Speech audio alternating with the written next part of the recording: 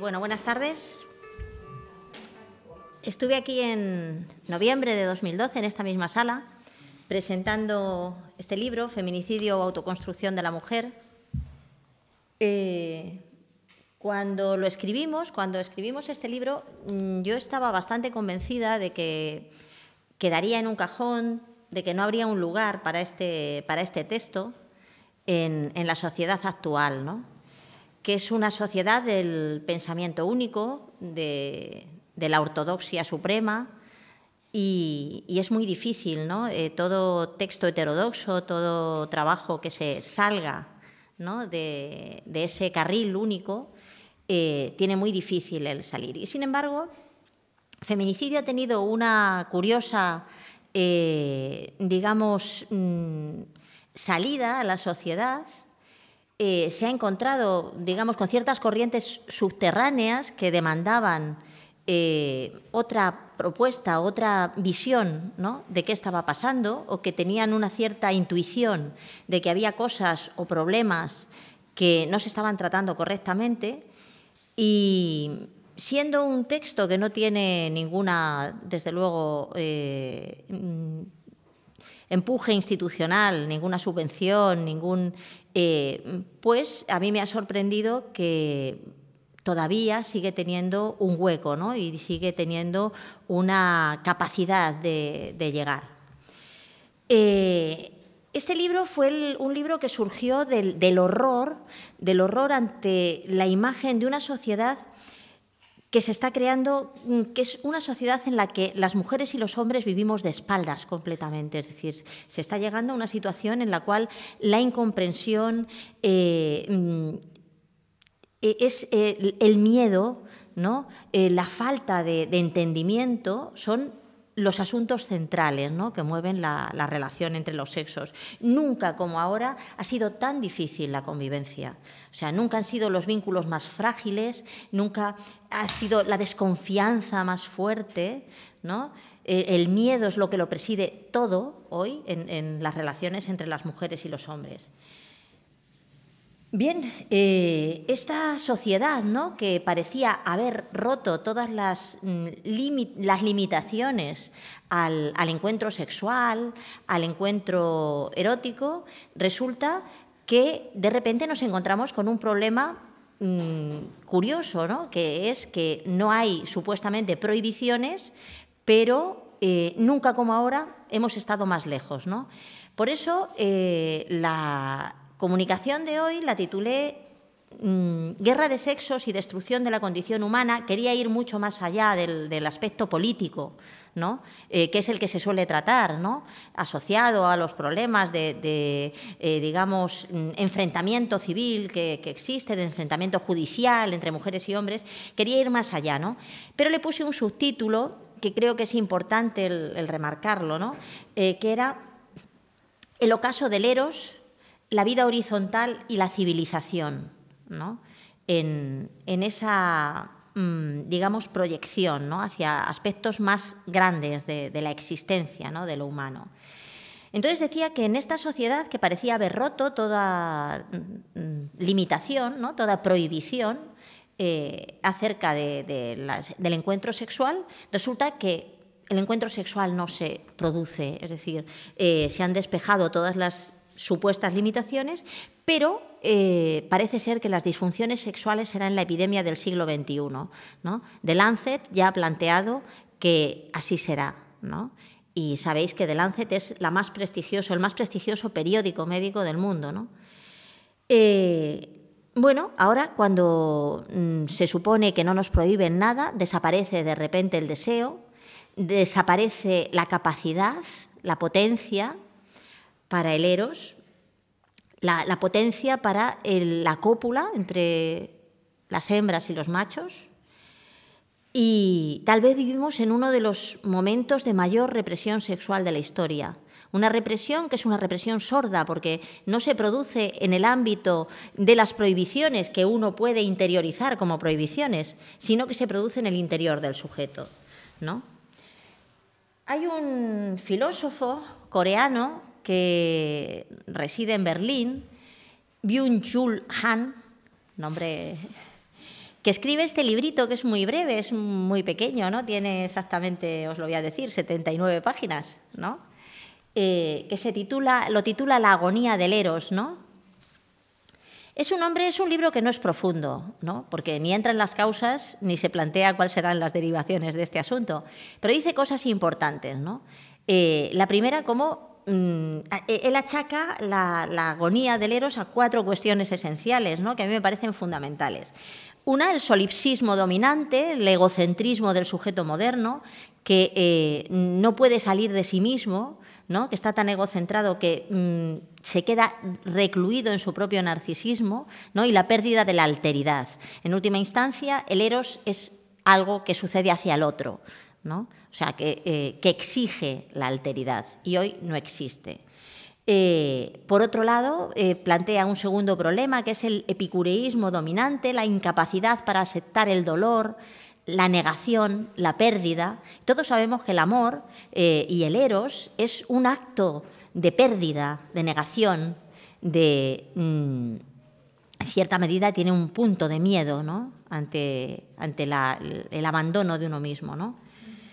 Entonces, esa incapacidad de la sociedad moderna, ¿no? Para aceptar la negatividad de la vida, para aceptar el desprendimiento de uno mismo, impide la relación completamente.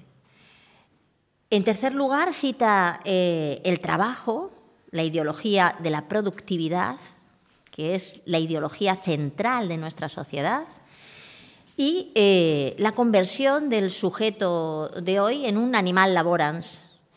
Bueno, eso es obvio y evidente que está sucediendo delante de nuestros ojos, ¿no?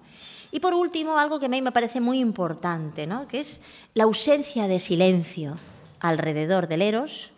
Ya no hay silencio, hay un permanente adoctrinamiento, el sexo se ha vuelto político y entonces debe estar puesto permanentemente encima de la mesa, debe ser observado por una miríada de expertos, no hay silencio para la autoconstrucción de la vida erótica. El silencio es fundamental en todos los aspectos. El silencio es lo que permite la libertad de conciencia. Vivimos en una sociedad en la que no existe la libertad de conciencia.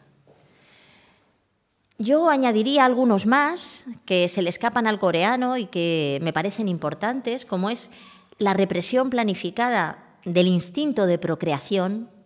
La fertilidad está asociada biológicamente a nuestro impulso sexual desde nuestra condición física, y su represión tiene unos resultados catastróficos, ¿no? Esto hoy es casi pecado, ¿no? Decirlo en todas partes es un pecado, porque aquí cuando se habla de libertad reproductiva solo se habla de una parte de la libertad, ¿no? Que es la libertad para no ser madres y padres, sobre todo madres, ¿no? No se habla de la otra parte, es decir, de la libertad para ser madres, que no existe en nuestra sociedad. Hay que anotar la pérdida de amor a la infancia, también es un represor del Eros, porque el famoso miedo al embarazo, la ausencia de celebración de la vida, la falta de vitalidad que tiene nuestra sociedad, es un elemento fundamental de destrucción del Eros. No amamos la vida, no nos enraizamos con ella, no tenemos sentimientos vitalistas fuertes, ¿no?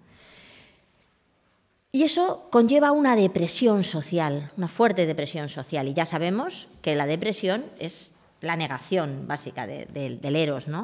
O sea, en el caso de Byung-Chul Han dedica un pequeño capítulo, ¿no? a la depresión, es muy importante. En este caso, la depresión es causa y consecuencia, ¿no? de la muerte del Eros. Existe una falta de lenguaje, es decir, y vemos que todos los elementos de la condición humana, el lenguaje es otra estructura fundamental de la vida humana, ¿no? de lo humano. Todo lo que tiene que ver con nuestra condición se está destruyendo, hay una ausencia de lenguaje. Entonces, el lenguaje es lo que nos comunica con los demás, nos comunica con nosotros mismos, nos comunica con el mundo y nuestra capacidad de comprender el mundo y nos comunica con los demás. Bueno, el lenguaje se pierde, todos los lenguajes, también los lenguajes del cuerpo, ¿no? que son fundamentales. la desorganización total y completa de la feminidad y la masculinidad primarias, ¿no?, y autoconstruidas. Eso es muy importante. Yo hace poco, en el mes pasado, colgué en mi blog 2 artículos seguidos bajo el título de Machos, ¿no?, rompiendo el paradigma. ¿Por qué hemos expulsado de nuestra condición humana nuestro elemento, ¿no?, de ser machos y hembras? Es algo terrible, porque nos hemos convertido poco menos que en autómatas. Nuestra vida espiritual está enraizada en nuestro cuerpo. Entonces, somos seres humanos con sexo. Nacemos con sexo. No podemos dejar de ser eso, porque es una mutilación de nuestra condición, ¿no? Hay otros elementos más, como es la infantilización del sujeto en la sociedad moderna. Ya sabemos que ahora los ciclos vitales se alargan y nunca terminamos de hacernos mayores. Eso, desde el punto de vista erótico, tiene una repercusión muy importante, ¿no? Además, hay en nuestra condición, por ejemplo, el hecho de la maternidad o paternidad, digamos que es un hito que te pone en la vida en otra disposición, ¿no? Entonces, el alargar tanto el momento en que llega eso, a veces proporciona como una especie de infancia alargada, ¿no?, de infancia perpetua, ¿no?, que no nos deja, digamos, crecer, no nos deja enraizarnos en la vida. Entonces, bueno, pues digamos que hay una crisis permanente del eros. Y esto no es solamente una cosa circunstancial o, digamos, un adorno, ¿no?, de esta situación, sino que es algo que tiene una repercusión sobre la sociedad y sobre el futuro y sobre la historia muy importante, ¿no? Entonces, lo que se está creando ahora mismo es una... bueno, son muchedumbres solitarias, ¿no? Cuando Riesman creó ese término, ¿no?, de las muchedumbres solitarias en los años 50, todavía no existían las muchedumbres solitarias como las podemos hoy observar, ¿no? Era todavía como una especie de perspectiva de lo que iba a llegar, ¿no? Y sin embargo hoy esto ya es una realidad, hoy ya es real. Entonces, quería decir con eso que la guerra de sexos no es solamente una idea, ¿no? No solamente una idea en la cabeza de algunas gentes, no tiene solamente unos elementos, digamos, políticos, sino que está más allá, es decir, tiene una traslación objetiva, una traslación material, ¿no?, hacia el sujeto y hacia la sociedad, y tiene una derivación histórica, es decir, la materialización de la guerra entre los sexos cambiará la historia como lo hemos conocido, ¿no? Se está creando una sociedad que es trascendentalmente diferente de las que ha habido antes. O sea, y por lo tanto, el mundo en el que van a vivir nuestros hijos va a ser radicalmente distinto, ¿no?, del que vivieron nuestros padres y nuestros abuelos. Eso lo tenemos que pensar, ¿no?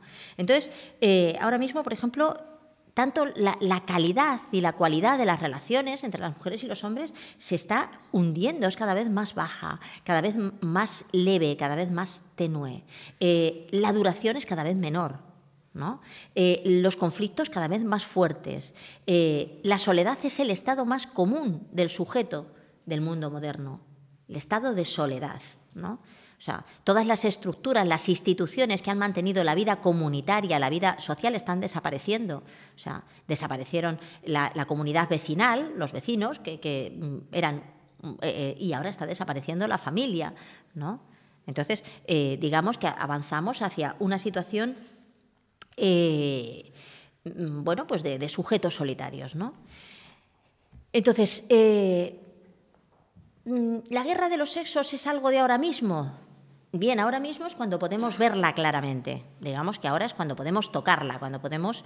pero no es de ahora mismo. Por ejemplo, aquí, en el Estado español, en el año 1948, se publica un libro de María Lafitte, condesa de Campo Alange, que se titula La secreta guerra de los sexos, usando un término que ya había usado Spengler, en la decadencia de Occidente, esta mujer escribe un libro que básicamente, incluso en su estructura, es bastante parecido, casi idéntico, ¿no?, al Segundo sexo de Simone de Beauvoir, que se publicará un año después. Es decir, es anterior y, por lo tanto, es, digamos, la primera, digamos, pistoletazo de salida a la guerra de los sexos como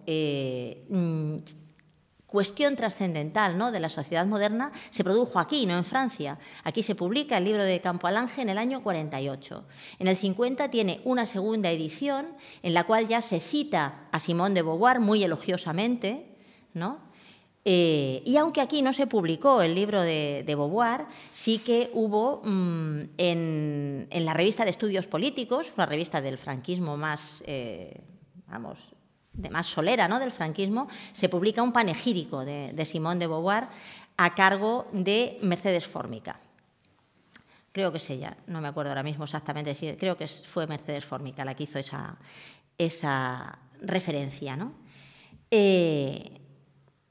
Bueno, digamos que ya tiene sus años, ¿no?, el concepto. En 1995 se produce la Conferencia de Beijing. La ONU había hecho ya varias conferencias sobre la mujer, pero a la Conferencia de Beijing se le da una importancia decisiva, ¿no? 189 países participan en ella y sus conclusiones yo las tuve que leer varias veces. Pues son unas conclusiones que son como sorprendentemente inocuas, suaves, como están escritas, ¿no? Y sin embargo a mí me producía un desasosiego interior muy fuerte, pero no sabía expresar por qué, o sea, porque realmente son como muy planas, tal y como están explicadas, ¿no? Parece una resolución de circunstancias que dice cosas elementales, ¿no? Y sin embargo a mí me quedaba una sorda, en fin, resonancia fea, ¿no? Me costó mucho entender que detrás de esas palabras tan supuestamente vacuas, ¿no?, se estaba fraguando algo verdaderamente impresionante, ¿no? Es decir, en la resolución de Beijing, las mujeres y los hombres aparecen como linajes diferentes, o sea, aparecen como dos especies, no como una sola especie. Es decir, no somos, las mujeres tenemos nuestros propios problemas, hay una derivación de los problemas de las mujeres que ya no tienen ninguna relación con los problemas de los hombres. Los problemas de las mujeres conciernen únicamente a las mujeres y a los estados, a las instituciones, a los organismos, ¿no?, pero no a los hombres. Entonces, es curioso porque se establece esa relación, es decir, los grandes problemas que ellos plantean que tenemos las mujeres en todo el mundo están solo en relación con las propias mujeres y con los estados, con los ejércitos, con las instituciones, pero no con los hombres. Nos plantean que el entorno natural de las mujeres es hostil permanentemente, es decir, vivimos en la hostilidad permanente y nuestra naturaleza esencial es la vulnerabilidad, la debilidad. Y bajo esa capa, ¿no?, de emancipación de la mujer nos vuelven a presentar como el sexo débil. De nuevo, otra vez. En muchas partes del documento, curiosamente, aparecemos las mujeres sumadas al grupo de los niños y las niñas, como con la misma categoría, ¿no?, de objeto de protección, ¿no?, y de seres vulnerables. Es curioso, ¿no? El hombre aparece en la Declaración de Beijing solamente como agresor, como instigador de la violencia, como instigador de las guerras, como si los hombres en sí crearan las guerras y no los estados y los ejércitos, ¿no? Pero lo más curioso es que todas estas declaraciones las hicieron instituciones que eran mayoritariamente masculinas. Eso no hay que olvidarlo. La ONU, desde luego, en el año 95, yo no sé exactamente cuál era la proporción hombre-mujer, pero estoy segura de que era mayoritariamente masculina, como lo fue el Parlamento, que aprobó por unanimidad la Ley de Violencia de Género aquí, ¿no?, en el cual solo el 36% del Parlamento eran mujeres. Lo cierto es que Beijing inaugura una nueva etapa en la que las políticas de género ya tienen una proyección mundial, es decir, planetaria, ¿no? Y la guerra de los sexos. Hasta entonces habían estado, digamos, limitadas o habían estado pergeñándose en Occidente, ¿no? Entonces, pero aquí ya se trasladan al resto del planeta. Y esto se hace en la forma moderna, ¿no?, de guerra de los sexos. O sea, se crea la guerra de los sexos en la forma moderna. Y digo en la forma moderna porque la guerra de los sexos es el asunto de todo el patriarcado. El patriarcado se basa siempre en la guerra de los sexos. Y de hecho, toda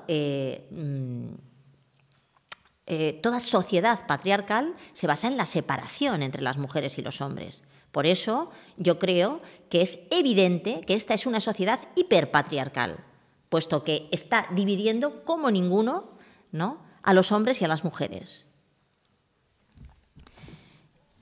Aquí, en realidad, todo este asunto de la guerra de los sexos tampoco es un asunto puramente ideológico. O sea, tampoco se trata simplemente de... aquí está relacionado con la Segunda Guerra Mundial, todo el mundo lo reconoce, es decir, con el problema de la guerra, ¿no?, y la necesidad de, digamos, devastar la sociedad civil y hacer que los estados tengan cada vez un poder más espeluznante, ¿no? Entonces, ese es el trasunto y no otro de la guerra de los sexos. No hay nada detrás de lo que nos están vendiendo que tenga que ver con ninguna emancipación de las mujeres, con ninguna superación de algún problema histórico que tenemos, ¿no? La guerra de los sexos no es solo una ideología, es mucho más. Tampoco es un error, no es un error perverso. Es una, digamos, una elección, ¿no? Aquí en el Estado español, además, se ha quintuplicado, ¿no?, ese proceso a través de la Ley de Violencia de Género, ¿no? La Ley de Violencia de Género es una potenciación espeluznante de los mecanismos de enfrentamiento y, por lo tanto, de la violencia entre los sexos, ¿no? Mañana hablaré en Cambados de esta ley y de la forma como, digamos, se está desarrollando en la sociedad, pero lo que es cierto y evidente es que la Ley de Violencia de Género establece una persecución de las relaciones afectivas entre las mujeres y los hombres, porque sabéis que la LOGF no persigue toda violencia contra las mujeres, sino solamente la que viene de sus parejas, de sus amantes. Es decir, si tu jefe te viola, no le van a aplicar la Ley de Violencia de Género. Tu jefe te puede violar y no le aplicarán esa ley, ¿no? Solamente persigue aquellos delitos que tienen que ver con las relaciones, ¿no? Entonces, lo cual es muy curioso, ¿no?, porque parece ser que la violencia machista está solamente vinculada a las relaciones afectivas y no a otras relaciones sociales, ¿no? En su preámbulo, la Ley de Violencia de Género nos plantea que todas las relaciones entre las mujeres y los hombres son estructuralmente de dominación. Así es que aquellas que hemos elegido el sexo heterosexual somos unas sumisas, sometidas y ansiosas de que nos dominen, obviamente, ¿no? En fin, es una ley, además, que ha incrementado de una forma brutal los mecanismos y los aparatos de adoctrinamiento. Tenemos que sufrir permanentes campañas de publicidad, de propaganda, que no siempre ni son reales, ni son moderadas, ni son, es decir, se ha eliminado en mucha medida el equilibrio, ¿no?, en este asunto. E incluso se ha creado un ministerio para aplicar todo ello, ¿no? Ministerio, yo la primera vez que oí hablar del Ministerio de Igualdad me acordé del Ministerio de la Verdad de Orwell, me pareció que era más o menos la misma cosa, ¿no? Bien, ¿en qué medida está transformando esta guerra de los sexos el mundo? Pues, en primer lugar, está destruyendo la sociedad civil. Se han borrado todas las divisorias y entonces ahora solo queda una, que es la que divide los sexos, ¿no? Las mujeres y los hombres. Pero digo yo, vamos a ver, ¿qué tengo yo que ver con la señora, por ejemplo, Magdalena Álvarez, que esta mañana decía el periódico que ella ha estado cobrando hasta hoy 23.100 euros mensuales y ahora, como deja el banco ese, va a cobrar solo 10.000, ¿no? Pero claro, eso es casi lo que yo gano en un año. Entonces, ¿qué tengo yo que ver? ¿Cómo se han borrado todas esas divisorias? ¿No? Claro que la señora Magdalena Álvarez es una mujer, yo no lo pongo en duda. ¿No? Pero ¿qué tenemos que ver nosotras con ella? ¿No? Entonces, el pueblo está dejando de existir para empezar a existir como en forma de guetos, corporaciones, grupos, grupúsculos y después en la forma de sujetos atomizados, que es la mejor manera de ser animales de trabajo, ¿no? Que es a lo que vamos. Se está creando, por lo tanto, un despotismo más perfecto, ¿no? Un modelo político en el cual el sujeto que no tiene ninguna red de apoyos, ninguna red social de apoyos, es perfectamente manipulable y perfectamente manejable políticamente, ¿no? Entonces, puesto que el Estado no tiene ya delante una sociedad civil fuerte, ¿no? con sus propias, pues lógicamente tiene la mano abierta para poder hacer su voluntad, ¿no?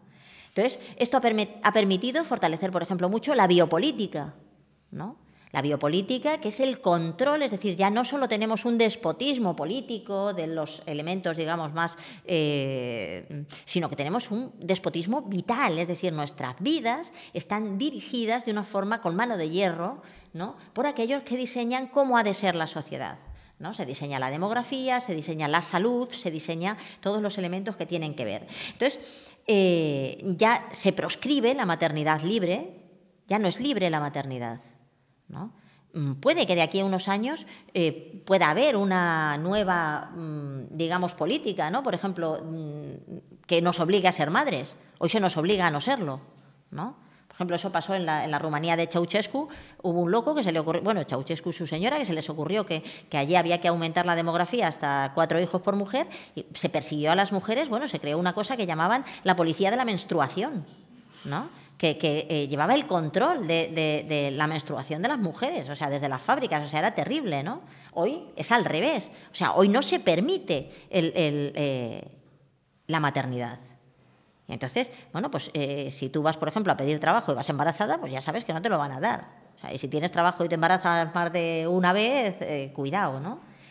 Eso está permitiendo el ascenso de un nuevo capitalismo. Después de esta crisis, lo que viene, pues ¿qué es? Pues lo que viene es el modelo chino.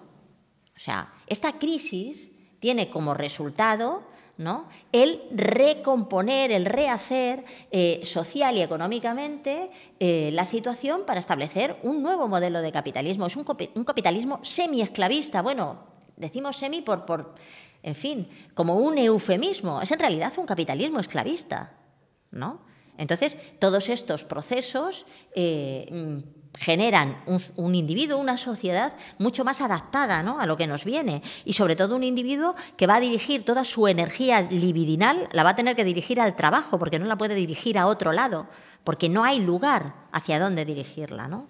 Entonces, es obvio que el Estado es incompatible con el amor y que el capitalismo es incompatible con la familia. Eso es evidente, ¿no? Entonces, este asunto, pues, lógicamente, la guerra de los sexos es un elemento fundamental, ¿no? Asciende, además, en todo este lío, asciende un nuevo militarismo que busca a las mujeres, ¿no? También hay una resolución de la ONU, que ahora no me acuerdo cómo se llama, 1203, me parece que es o algo así, sobre la incorporación de las mujeres, ellos dicen, a las labores de la paz. Bueno, ya sabemos que cuando hablan de la paz, de lo que están hablando, ¿no? O sea, entonces, ahora mismo la incorporación de las mujeres al mundo militar es fundamental, ¿no? Y para eso, por ejemplo, eso también es incompatible con la maternidad, obviamente. Desaparecen todas las formas civilizadas de vida, desaparecen todas las tradiciones, toda la cultura, todas las relaciones entre las generaciones. Hay una rotura fundamental, ya no se produce ese continuum que produce la cultura, ¿no?, la cultura horizontal, ¿no? Hay una rotura fundamental y ya hay un sujeto que directamente es toda su, digamos, su vida espiritual, si es que se le puede llamar espiritual, pongamos unas comillas, ¿no?, toda su vida psíquica, ¿no?, ya se realiza en la comunicación jerárquica con los aparatos de adoctrinamiento, con los aparatos de manipulación, con los medios, con el sistema educativo, es decir, con sistemas que no son horizontales, ¿no? Ya no hay un continuum, ya no te dicen las cosas como deberían ser tus abuelos, ya no te cuentan su vida, ya no te ofrecen su experiencia. Y ahí se ha perdido. Aparece un nuevo sujeto, aislado de los otros, aislado del mundo y de la realidad, algo que es muy sano para, muy sano digo, para el sistema, ¿no? Para poder establecer unas neorrealidades y que la gente viva en una especie de mundos ficticios, ¿no? De neomundos, ¿no? Porque hay una completa separación de la realidad y de la propia experiencia. O sea, volvemos a reescribir nuestra biografía según los datos que nos da la ortodoxia sexista, sin pararnos a pensar cómo ha sido realmente, ¿no? ¿Cuáles son los...? Entonces, así están las cosas. Este hombre, Byung-Chul Han, relaciona también, curiosamente, el eros con la inteligencia. Es decir, y es verdad, porque este sujeto ya sin autonomía, sin capacidad para conectarse con el mundo, pierde sus capacidades intelectivas, pierde sus capacidades de entender, de comprender, ¿no? Entonces, ¿hacia dónde vamos? Pues hacia un sujeto que es un sujeto mega explotado, súper adoctrinado, narcotizado permanentemente, solitario, y ese sujeto cada vez en más ocasiones es una mujer que vive en esas condiciones. Entonces, si tenemos que preguntarnos sobre la guerra de los sexos, tendríamos que preguntarnos en primer lugar, pues lo que decían los romanos, cui prodest, ¿a quién beneficia? ¿Beneficia a las mujeres? ¿Hemos encontrado alguna mejora en nuestra condición, en nuestra vida, ¿no? A través de estos procesos? Pues no. O sea, obviamente, no a las mujeres del pueblo. Cuidado. Sí al grupo de las mujeres que han ascendido al poder, lógicamente, ¿no? A esas mujeres sí les ha beneficiado. Las mujeres del pueblo, ¿qué hemos conseguido? Pues convertirnos en ganado de labor, en seres desexuados, estériles forzosas, dominadas por la empresa y por los expertos de la burocracia estatal.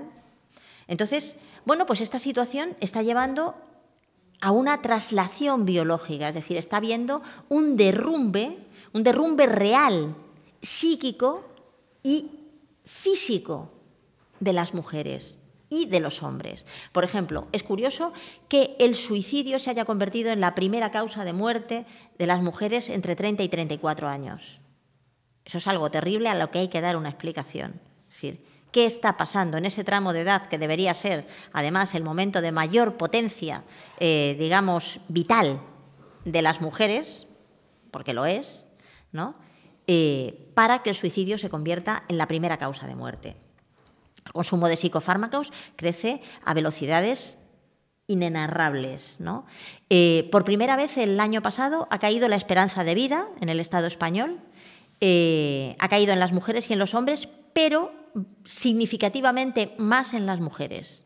Esto en la próxima, es decir, cuando falte la generación que ahora tiene unos 80 años, entre 70 y 80 años, el derrumbe de la esperanza de vida será bestial.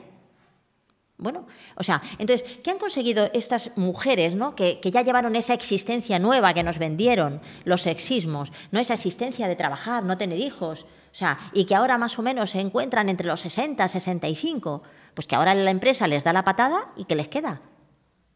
¿Quién se va a hacer cargo de ellas? Pues nadie. Obviamente, porque ahora llega el problema de que el Estado no tiene numerario para hacerse cargo. El Estado dijo que, no tengáis hijos, porque para eso está, el Estado que os va a cuidar. Pero eso no es cierto. Ya hemos visto todos los problemas que está habiendo, de recortes, etcétera, etcétera, ¿no?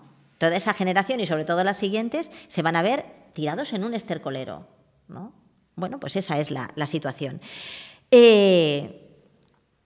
No hay ninguna vida maravillosa que nos haya ofrecido esto.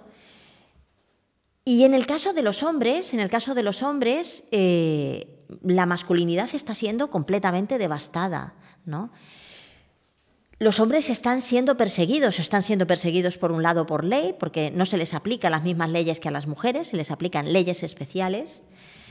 Si hablamos de patriarcado, que es verdad, sigue habiendo patriarcado, yo me he planteado si hay que decir que hay patriarcado o no, pero sí hay patriarcado porque se sigue planteando una tutela de las mujeres, una tutela estatal de las mujeres, ¿no? Igual que el Código Civil de 1889 planteaba la tutela del marido, hoy se plantea la tutela del Estado, ¿no? Pero en la medida en que no se nos da la mayoría de edad, es decir, la responsabilidad sobre nuestras vidas, no se nos permite esa responsabilidad, hay un patriarcado obvio, ¿no? Pero eso no significa que seamos más oprimidas que los hombres, ni muchísimo menos. Los hombres están siendo perseguidos, están siendo acobardados, están siendo atacados de forma permanente. Entonces, yo creo que se está entrando en un estado masculinicida, verdaderamente. Y lo más espantoso de toda esta situación es que nos hayamos hecho sordos los unos a los problemas de los otros. Es decir, que nos hayamos hecho sordos, que los problemas de los hombres parece que no nos conciernen a las mujeres, que no tenemos, que no nos suponen, que no son problemas nuestros, y viceversa, ¿no? Entonces, esa creación, esa falta, ¿no?, de comunicación es lo que permite que estos procesos tengan una traslación brutal en la sociedad, sigan ampliándose sin cesar y no haya manera de pararlos. Entonces, bueno, nuestros hijos están naciendo bajo el estigma de estas leyes liberticidas y de estas situaciones históricas y las estructuras, ¿no?, de esta situación condicionarán sus vidas. O sea, cualquier niño, cualquier criatura que nace en la sociedad actual nace bajo el estigma de la guerra de los sexos. Y eso significa que su vida estará muy determinada por estos elementos, ¿no? Son muy difíciles los caminos de recuperación porque ha habido muchas pérdidas y sobre todo la mayor es la pérdida de la libertad de conciencia, la pérdida de la capacidad para pensarnos y para pensar con nuestra propia cabeza, ¿no? Y entonces, bueno, pues habrá que empezar a pensar en recuperar lo más elemental, la preocupación elemental por los problemas de los otros, el sentirnos concernidos las mujeres por los problemas de los hombres y los hombres por los problemas de las mujeres, es decir, ver la alteridad, ver al otro, partir de esos procesos que han llamado los éticos, llaman de la simpatía, que es el puro, la pura interés por ver al otro como otro, ¿no? Habría que recuperar ciertas facultades para salir del solipsismo existencial, para la convivencia, y en ese sentido la recuperación del eros, la recuperación de la libido y del deseo, que es el motor primario en última instancia de la socialidad humana, ¿no?, de la más biológica, porque en realidad la carne es el sustrato del amor, ¿no? Eso sería un elemento fundamental. Sobre todo necesitamos, pienso, virtudes heroicas para estos tiempos tan difíciles. Y quiero terminar con una frase que dice Byung-Chul Han, y dice: hoy solo un apocalipsis puede liberarnos. Puede resultar muy brutal, pero tal vez estamos en una situación tan difícil que haya que pensar en esos términos, ¿no? Con esto, como el tema es muy complejo y muy difícil, yo creo que he hecho un pequeño recorrido sobre el asunto y podemos, si queréis, pasar a tener un pequeño debate, si alguien quiere comentar.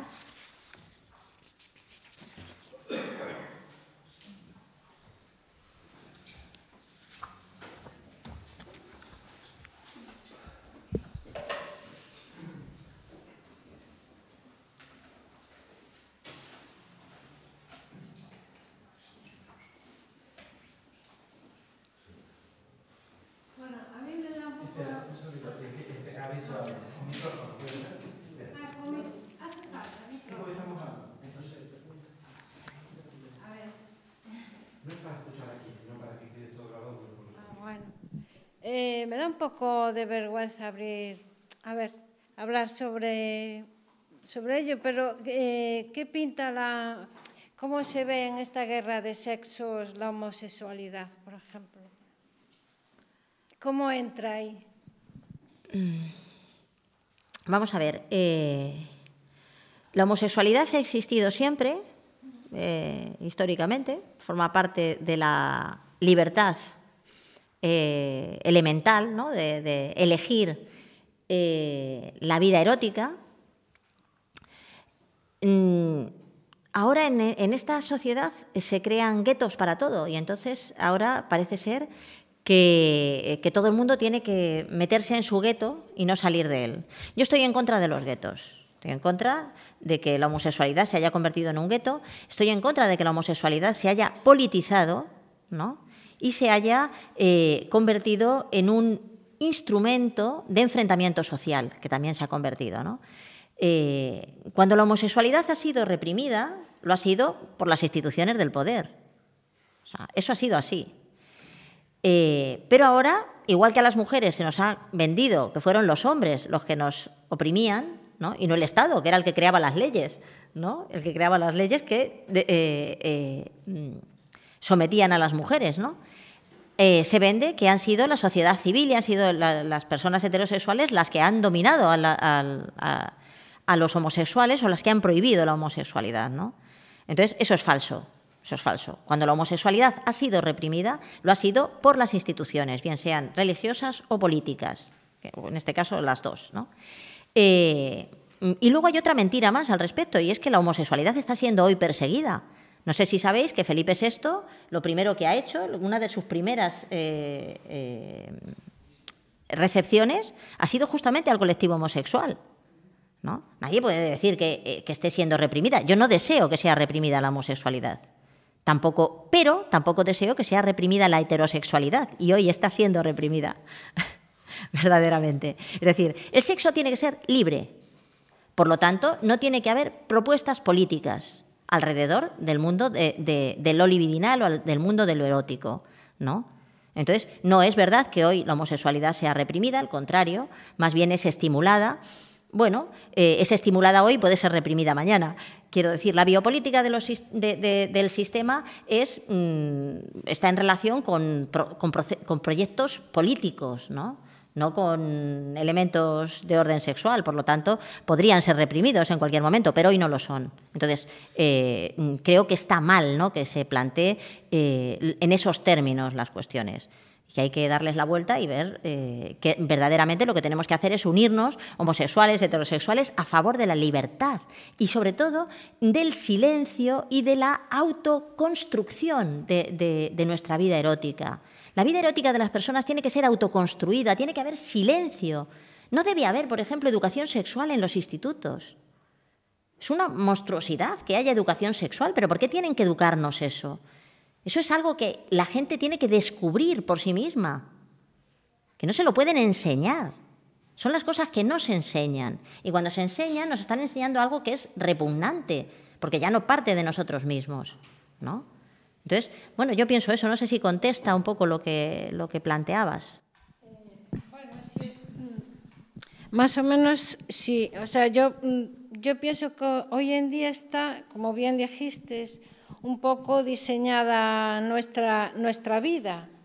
Efectivamente, está dirigida por unos intereses económicos bestiales, ¿no? Comemos la Coca-Cola se bebe en todo el planeta, en todos los sitios, las hamburguesas, el McDonald's, ¿no? Y entonces realmente pasamos de ser personas individualizadas, ¿no?, o sea, a no tener contacto con los demás. Y sí, es verdad. O sea. Espera, que te pasan el micrófono. ¿A quién?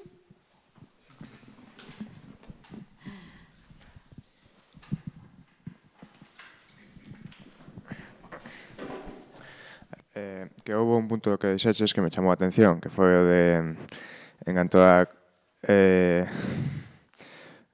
que as relacións agora son máis febles, máis débiles. Que, bueno, eu por iso entendín, por exemplo, que agora en canto que hai máis divorcios e tal, os matrimonios duran menos, creo que eso foi basicamente iso foi basicamente o que te entendín, pero eu é que iso non o vexo como algo necesariamente malo, porque digamos que os matrimonios antes eran unha unión para toda a vida obrigatorios, o sea, non existía opción de desfacelo, era un contrato irrompible, por así dicilo. Bueno, non sei, quería que profundizases sobre ese punto. Vale. No, cuando decía que son más débiles no me refería solamente a los divorcios, puede ser un elemento, pero sobre todo son más débiles porque tienen menos consistencia, tienen menos entidad, ¿no? Entre otras cosas porque hoy todo el mundo está enamorado de sí mismo y entonces resulta muy difícil enamorarse de otros. Normalmente cuando alguien hoy las relaciones tienen más que ver con una autoafirmación, ¿no?, que con una conexión con algo que es radicalmente distinto o diferente del yo, ¿no?, con la alteridad. Eso las hace frágiles y débiles, las relaciones, eso es así. En el pasado no había posibilidades de divorcio. Bueno, vamos a ver. En Feminicidio y autoconstrucción de la mujer nosotros hacemos una reflexión, una revisión, ¿no?, de cómo eran las relaciones aquí en el mundo preliberal, ¿no?, antes de la Revolución Liberal. Entonces, antes de la Revolución Liberal, la legislación patriarcal clásica sobre el matrimonio se aplicaba sobre todo en las clases altas, ¿no? Entonces el pueblo tenía sus propias leyes y tenía su derecho consuetudinario, tenía sus costumbres. Y no aplicaba normalmente esa legislación. Lo que pasa que ahora los libros de historia solo nos hablan, porque los libros de historia ¿de qué nos hablan? Nos hablan de la historia de los reyes, de las reinas, ¿no? Pero no nos hablan de la historia del pueblo, ¿no? Entonces, aquí las relaciones entre las mujeres y los hombres no eran así antes de la Revolución Liberal, antes del Código Civil de 1889, que es el que legisla y regula las formas matrimoniales patriarcales modernas, ¿no? Aún así, el Código Civil fue muy, muy contestado aquí. No se consiguió establecer el modelo napoleónico puro, ¿no?, que era el que se deseaba, era el que las clases en el poder deseaban imponer. Y entonces, al no poder establecerse, por ejemplo, aquí pasan cosas curiosas respecto al resto de Europa, ¿no?, que es que aquí las mujeres conservamos nuestro apellido, ¿no?, y nuestros hijos llevan el apellido de las madres. Eso no pasa en Europa. La gente en Europa no tiene el apellido de su madre y las mujeres no tienen apellido. Es decir, eso es, digamos, un estatuto de bastante inferioridad respecto a lo nuestro, ¿no? Pero aquí además existía un derecho consuetudinario y muchas formas de matrimonio que nada tienen que ver con esa idea que se tiene, que es la idea de, bueno, lo que pasaba en el franquismo. Es que una cosa es el franquismo y otra el mundo preliberal, ¿no? O sea, lo que nosotros llamamos el mundo tradicional, que es el mundo que existía antes de la Constitución de 1812, por ejemplo. Entonces, existía, por ejemplo, muchas formas de matrimonio. Por ejemplo, una forma muy común era el matrimonio a prueba, ¿no? Dos familias se reunían, la gente decidía que, bueno, pues que estaban interesados y se suponía que durante un año convivían y si funcionaba bien y si no funcionaba, hubiera o no hubiera hijos, no pasaba nada. Es decir, había separación y punto. Bueno, eran muchas formas. La gente, cuando se veía en situaciones difíciles, se separaba, no necesitaban ninguna ley de divorcio para separarse, porque había una red, un tejido social que acogía a la gente separada sin ningún problema, ¿no?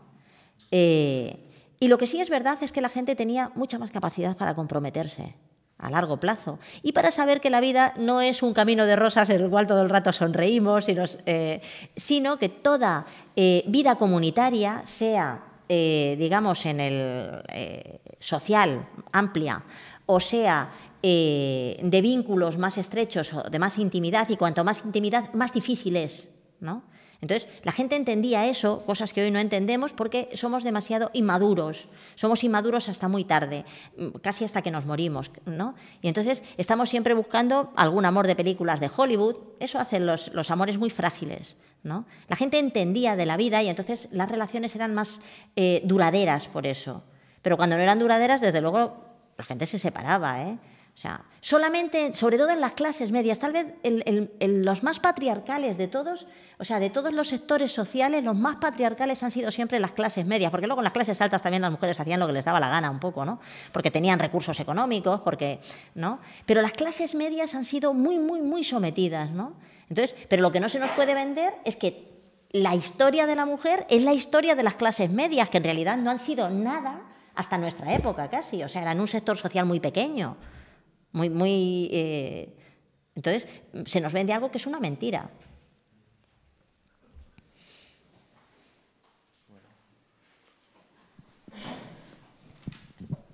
Me toca. Sí.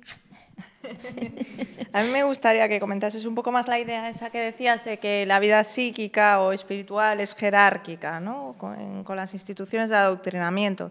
Si puedes poner ejemplos de eso, explicarlo un poco. Bueno, pues es elemental. Por ejemplo, hoy estamos adoctrinados casi de la cuna a la tumba. Es decir, los elementos fundamentales de valores, de estructura, digamos, de la vida, ¿no? De las ideas básicas sobre la vida, todavía incluso para mi generación se producían, los primeros años se producían en la familia, en el seno de la vida horizontal, en la gente que tenías alrededor, ¿no? No solo de la familia, sino las familias de alrededor. Hoy prácticamente los sistemas de encuadramiento de los sujetos son tan poderosos que en realidad nada más nacer ya los llevamos a un sistema reglado, ¿no?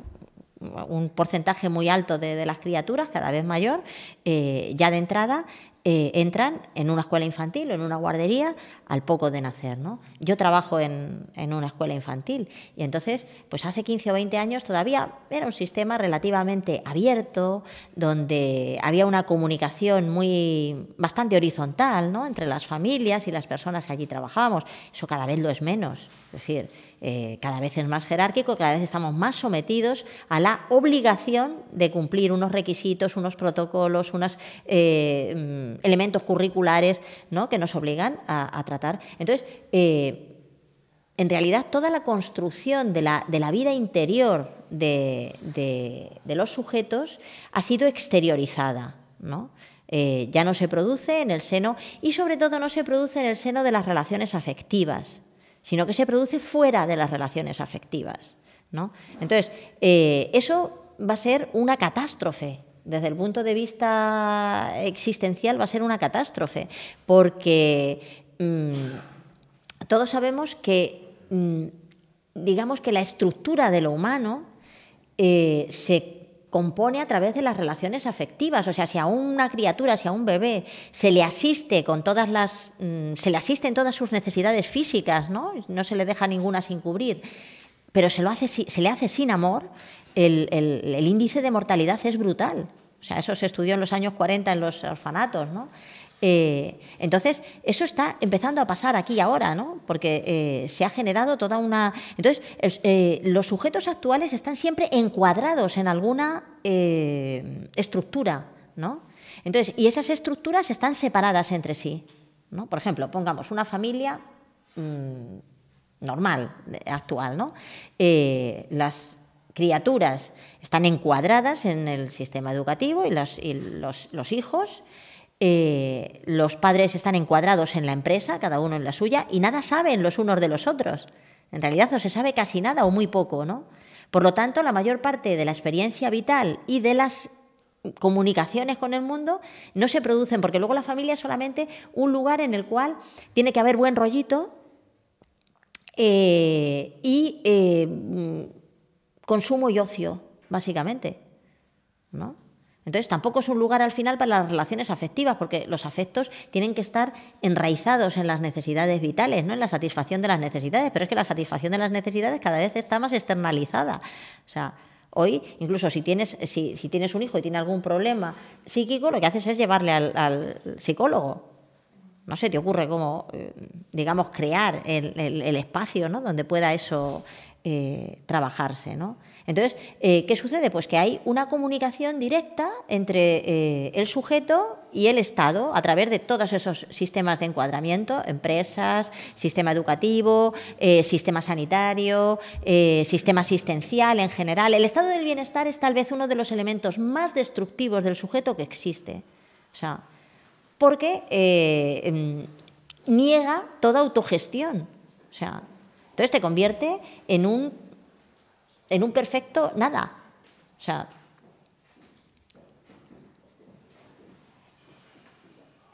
no sé si eso contesta.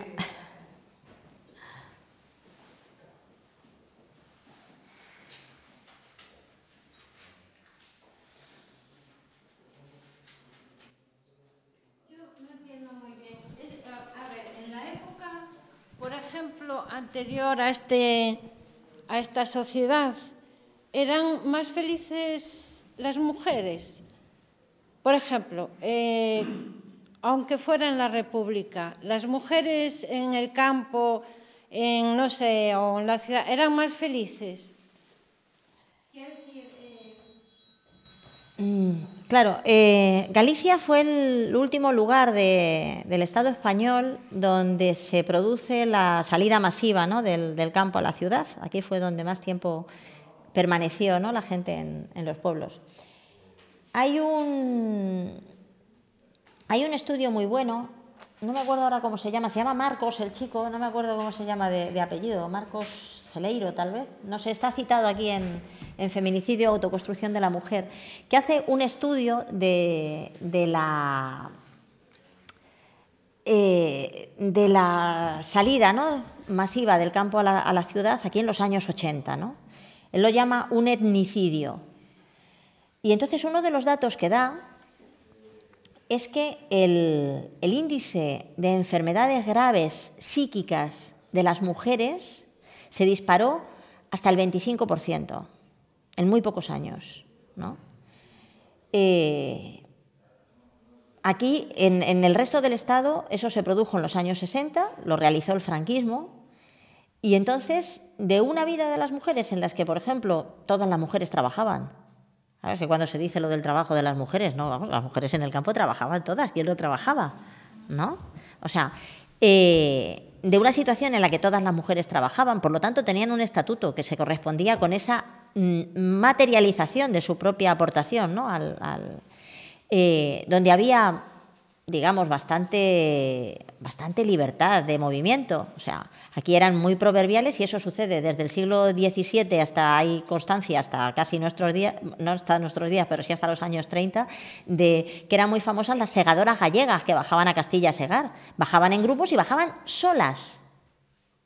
Pues nadie las vigilaba. No vigilaban lo que hacían. Tenían bastantes libertades eróticas, muchas volvían preñadas. Se sabe, no pasaba nada.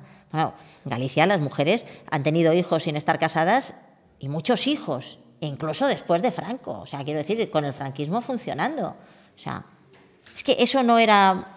Y era, vamos, era la forma más natural. Eran perseguidas, eran... no. Entonces, la situación digamos que avanzamos hacia una situación que es permanentemente peor, porque el trabajo asalariado, por ejemplo, hace incompatible el trabajo y la maternidad, algo que antes no pasaba. Antes la maternidad y el trabajo no era incompatible. O sea, eso en el campo no pasaba.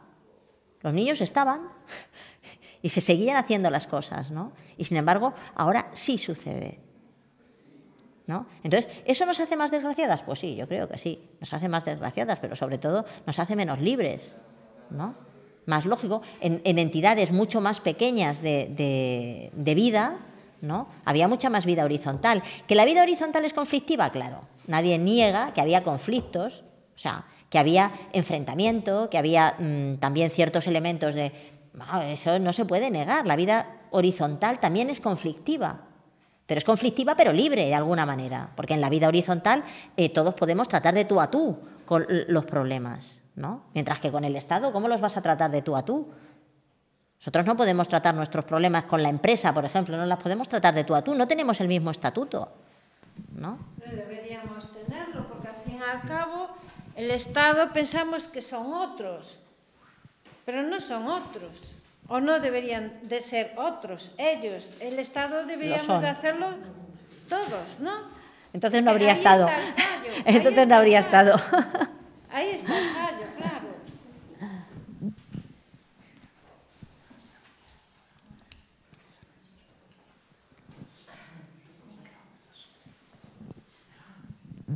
Claro, mira, eu pois estive anotando e escoitando un pouco que dicías e, bueno, non sei se iso me ocorreu a min. Entendes o galego? Sí. Vale. Non sei se iso me ocorreu a min ou non, mas aínda me quedei coa sensación de que durante a charla non deixaches ben claro, non especificaches, non falaches realmente do que é a guerra de sexos coa que titulas esta charla. A verdade é que quedeime un pouco con esa sensación. Falaches de moitas outras cousas, pero non falaches da guerra de sexos. Non cho digo porque eu saiba que é a guerra de sexos e que diga, non falou desa cousa. Non, non. É que quedoume con a sensación de que viñeches a falar de algo coa que titulaches a charla, mas anotaches outras cousas que non, o sea, non me enterei do que é a guerra de sexos. Vale, yo di por supuesto, es verdad. Tienes razón. Di por supuesto que había como una especie de quórum acerca de que hay una guerra de sexos, es decir, de que hay un enfrentamiento entre las mujeres y los hombres, ¿no? Como tal, ¿no? Entonces, y es verdad que me salté ese prerequisito de hablar de cómo se produce ese enfrentamiento Es un enfrentamiento muy complejo el de la guerra de sexos, porque por un lado hay una victimización de las mujeres, ¿no? Una persecución de lo masculino, de la virilidad, que se ha definido como el mal, y a la vez hay una desustanciación tanto de lo femenino como de lo masculino. O sea, con lo cual es un fenómeno de una complejidad excepcional, porque por un lado se exacerba el enfrentamiento entre los sexos y por otro lado los sexos están siendo devastados en tanto que sexos diferentes, ¿no?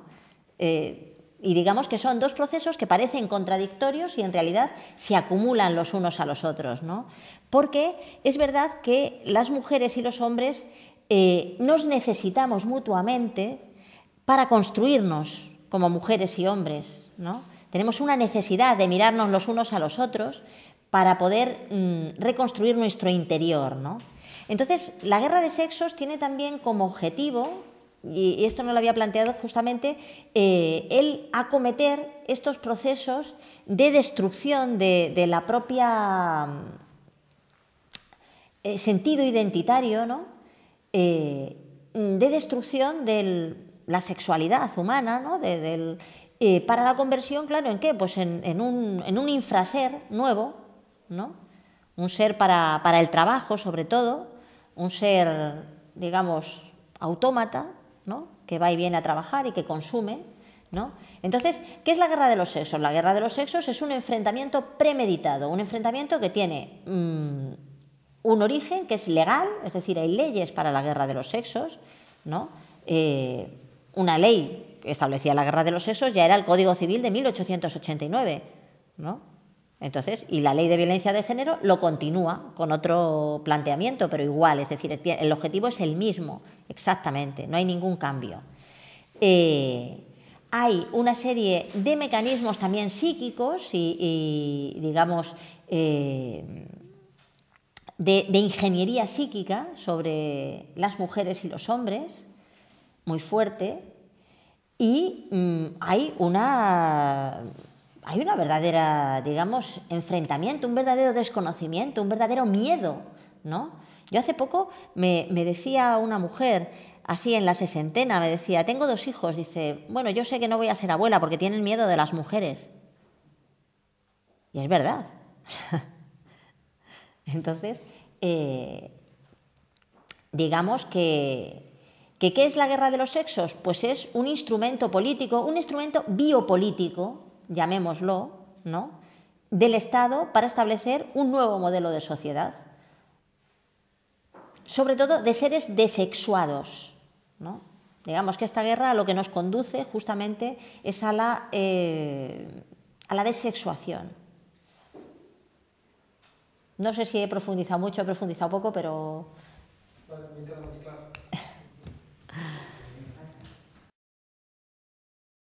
¿Sí? Bueno, yo la verdad tendría muchas preguntas, pero si me permites haré 2, que creo que están vinculadas. Una de ellas se refiere al tópico, mito o verdad de aquellos pueblos, normalmente pues en el ámbito musulmán o en el ámbito iberoamericano, en los cuales normalmente se habla de la dominación del hombre, de la subyugación de la mujer por sus maridos o incluso socialmente, ¿no? Pues hay numerosos ejemplos que a menudo saltan en los medios de comunicación, pues con las típicas, pues, desde las lapidaciones o prácticas pues muy, muy horribles, ¿no? Por una parte, preguntarte tu opinión acerca de si en nuestra sociedad estamos más avanzados respecto a esas realidades o si esas realidades son comunes o son muy puntuales. Y vinculado a esto, si es que crees que hay vinculación, y porque yo creo que tiene sentido este tipo de encuentros para dar una respuesta, para ver cuál es nuestro papel en que esto no sea así, porque yo no quiero pensar esa solución del coreano, porque creo que algo tendremos que hacer, ¿no? Pues yo quería preguntarte también, y creo que está relacionado con mi primera pregunta, ¿dónde ves tú, si es que lo ves, que haya movimientos, que haya lugares más sanos, menos dominados por el Estado o por esa guerra? Bueno, siempre quedan algunos reductos, ¿no?, de las cosas. Los reductos de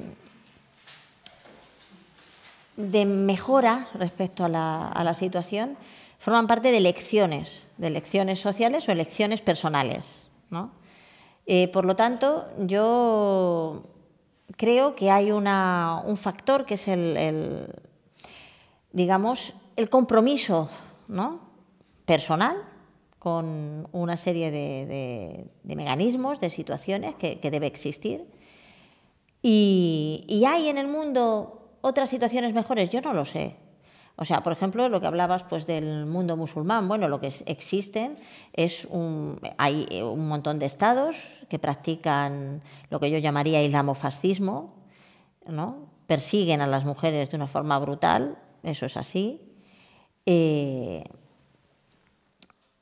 Pero yo no puedo tener un conocimiento. Quiero decir, para mí, el haber conseguido un conocimiento mínimo de cómo han sido aquí las cosas, pero mínimo, ¿no?, en feminicidio o autoconstrucción de la mujer, y solo hemos tocado muy poco. O sea, hemos tocado de refilón unas cuantas cosas. Solo hemos tratado la revolución liberal, la república y la guerra civil mínimamente, ¿no?, y algunos elementos del mundo tradicional. Hemos entrado un poquito en lo que significa la Edad Media hispana, pero vamos, muy poco, ¿no?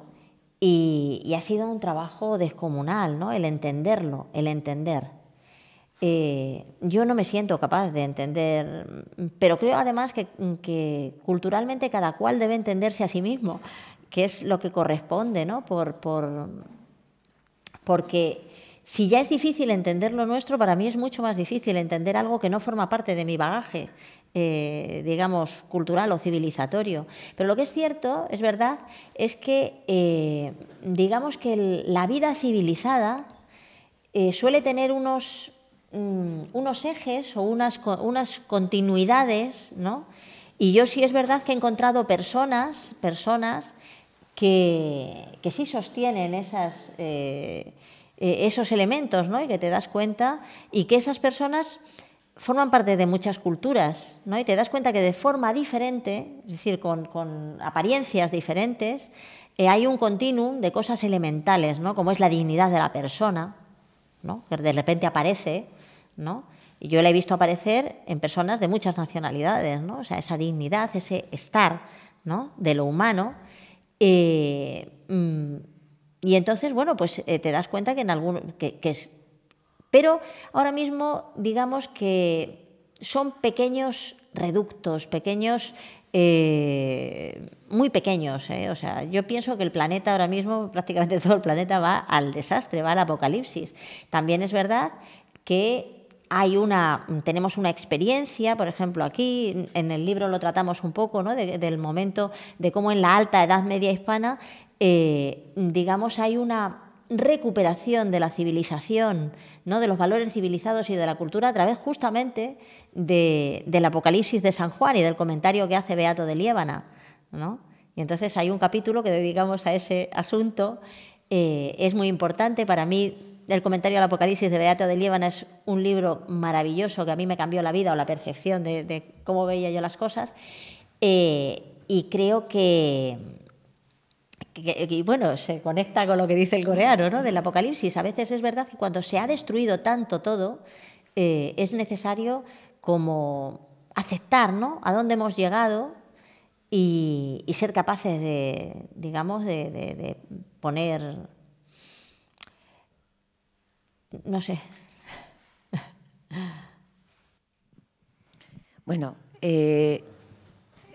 yo creo que la charla es muy interesante. Estás tocando un tema que nos concierne tremendo, que es este estado que produce solitarios, tristes solitarios, trabajadores para otro, porque no trabajadores simplemente, sino trabajadores para otro, y donde nos generan un marco de desconfianza continua el uno y el otro. Por eso estamos solos, porque nos desconfiamos. Entonces yo la charla habla de la guerra de sexos. Creo que ese planteamiento limita mucho el gran problema que estamos viviendo. Es cierto que hay una guerra y es cierto que legalmente nos enfrentan, pero no me enfrentan solo con los hombres, me enfrentan con mi vecino, con el señor de abajo, con el inmigrante que viene, con el tío que está. Entonces, ¿por qué reducir esta situación si la situación...? Porque para mí todas las relaciones son sexuales, todas. Nuestro eros tendría que funcionar en todas las situaciones. Entonces, yo creo que le estamos haciendo un favor justamente al sistema si reducimos todo este gran problema hablando de sexos y no de algo que nos concierne mucho más allá de nuestra relación con nuestros hijos, con nuestros padres. ¿Entiendes lo que te digo? Sí. Entonces, no sé si eso realmente nos hace bien o mal. Bueno, porque hay que hablar, digamos que hay que analizar cada cosa. Siempre los análisis tienden a separar las cosas una de otras, ¿no? Y es inevitable a veces para poder entrar o penetrar en algunos aspectos de las cosas. Mañana, en Cambados, que vamos a hablar de la Ley de Violencia de Género, sí que le pusimos un subtítulo, ¿no? Que es una reflexión sobre las violencias de nuestros días, ¿no? Porque, claro, reducir todas las violencias cuando vivimos en una sociedad de las violencias, o sea, en que las violencias se disparan, ¿no? Y pasado mañana, que estaré en Marín, hablando en unas jornadas sobre mujer y derecho de familia, ¿no? Pues también quiero hablar de ese elemento, ¿no? Por ejemplo, de cómo se ha desustanciado la familia y de repente se convierte en un lugar de violencias. Eso ya lo hizo el franquismo, ¿no? El franquismo transmutó lo que era una familia que estaba medio disuelta en su entorno, es decir, que era una cosa muy abierta y muy en un lugar de violencias, ¿no? Y de patologías. Entonces, efectivamente, sí, tienes razón. Lo que pasa que, bueno, yo creo que se necesita abordar, digamos, parte a parte, pero sí es verdad que esto forma parte de... Pero también es cierto que, digamos, las relaciones eróticas entre las mujeres y los hombres son algo así como el sustrato más primario de la vida social, ¿no? Porque en realidad es la maternidad, paternidad, el eje siempre ha sido el eje, el continuum del... También hablabas, perdona, de la maternidad y que el trabajo bloquea la posibilidad de la maternidad, pero también bloquea la posibilidad de la paternidad. Efectivamente. Los padres no son padres. Efectivamente. Son unos señores que no ven a sus hijos, entre otras cosas. Eso ya, el franquismo eliminó al padre, o sea, que se convirtió solamente en un sustentador. Ya no era un padre, solo era un sustentador, un señor que llevaba la nómina a casa, punto. O sea, entonces eliminó al padre. Entonces ya tenemos unas generaciones que han crecido sin padre, ¿no? O sea, de hecho, hace poco El País hacía un articulito y decía la generación pospadre, ¿no? O sea, eso es una devastación muy fuerte, ¿no? del contenido psíquico de las personas y de su contenido vital, ¿no? El crecer sin padres. Y ahora ya sin madres. Es que vamos, digamos, como vamos sumando elementos de destrucción, ¿no? Entonces eso es así, vamos sumando violencias, vamos sumando desencuentros, vamos sumando roturas, ¿no? Fragmentación social. Es una suma de...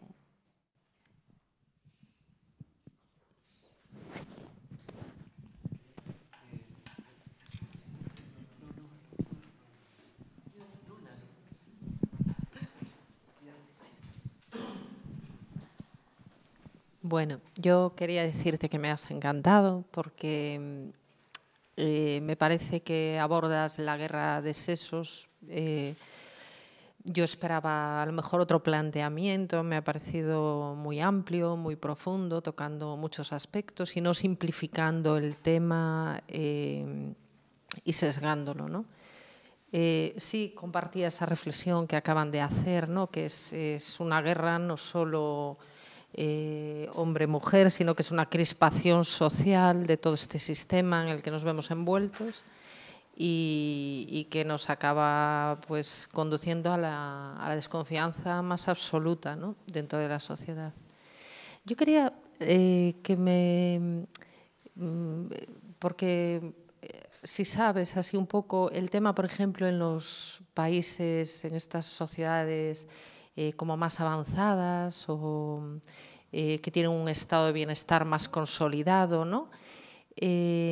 Porque incluso a pesar de dar todas esas facilidades para que las mujeres tengan hijos y tal, allí había leído una vez en un artículo y tal cómo, sin embargo, el concepto de pareja y de solidez familiar y de clan estaba tan evaporado, ¿no? Que la mayoría de las mujeres se acaban enfrentando solas a maternidades y después que eran sociedades donde el nivel también de maltrato, ¿no? Y que era terrible y que los hombres tampoco asumían así unos papeles muy... tal. No sé si fue una información sesgada o tú tienes más o cómo es. No, es así realmente. Por ejemplo, la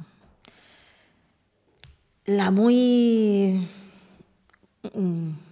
civilizada Finlandia tiene un índice de muertas por violencia de género 3 veces superior al índice de aquí. Es decir, pero allí no hay una ley de violencia de género. Cuidado. Y parece ser que no hace falta, ¿no? ¿Para qué hace falta aquí una ley de violencia de género? Yo os lo digo, para enfrentar a la gente. Es decir, la ley está creando la violencia hoy. Y además se ha establecido para eso. El Estado español tiene uno de los índices de violencia de género más bajos del mundo. Eso es así. O sea, aquí son 2,9 mujeres muertas por millón de mujeres, las que hay anualmente. Si se cuenta mujeres españolas, sería 1,9 mujeres muertas por millón de mujeres. ¿Y por qué digo esto? No porque la gente de fuera sea más violenta, sino porque hay mucha gente desarraigada. O sea, la inmigración produce mucho desarraigo y el desarraigo produce mucha violencia y mucha, digamos, aculturación.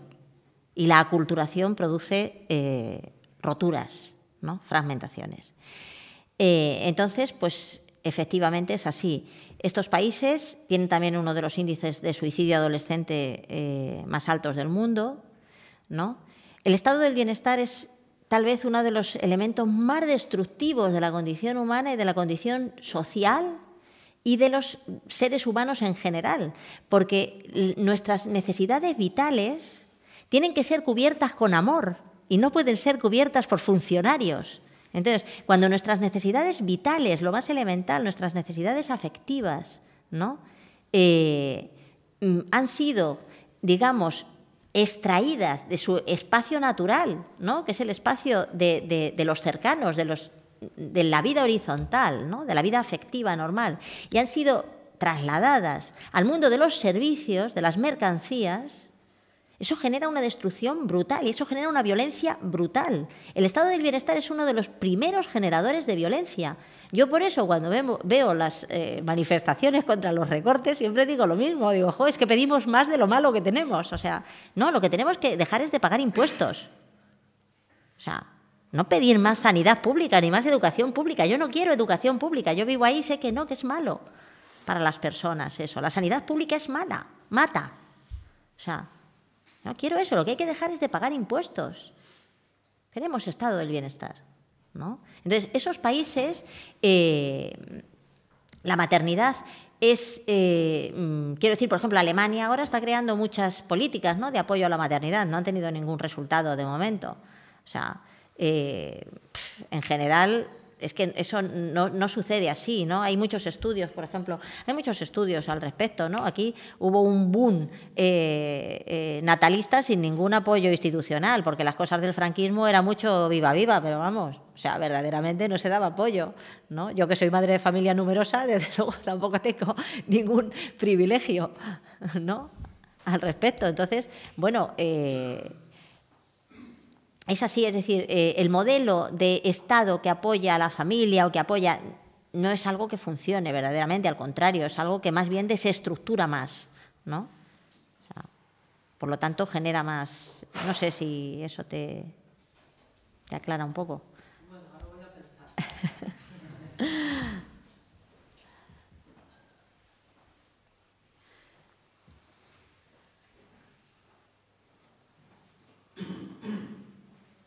Bueno, no sé qué hora es, pero si queréis... ¿Qué hora es?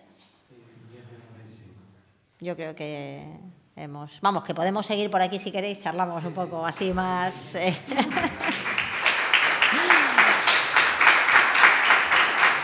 Muchas gracias.